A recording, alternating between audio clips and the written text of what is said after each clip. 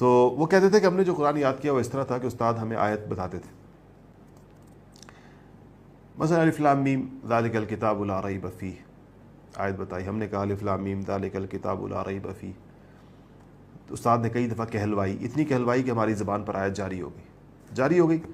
آیت یا 2-3-4 آیتیں ملا کر سبق جس کو کہنا چاہیے، سبق دے دیا استاد نے اس طرح. وہ کئی آیتیں بھی ہو سکتی ہیں، شروع میں کم ہوتی ہیں بعد میں بڑھ جاتی ہیں.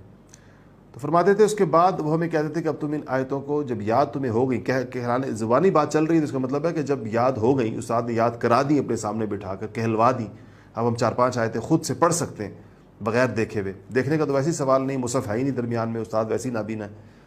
تو پھر اب استاد کہتے ہیں کہ تسبیح لو اور اس سبق کو جو تم نے چند آیتیں آج لی ہیں اس کو 100 پھیرے دو زبانی. تو کہتے ہیں ہم تسبیح لے کر اس سبق کو جتنی بھی آیتیں ہوتی تھی 100 پھیرے دیتے تھے. 100 پھیرے پورے تو استاد کو آ کر سنا دیا. وہ تو سنا تو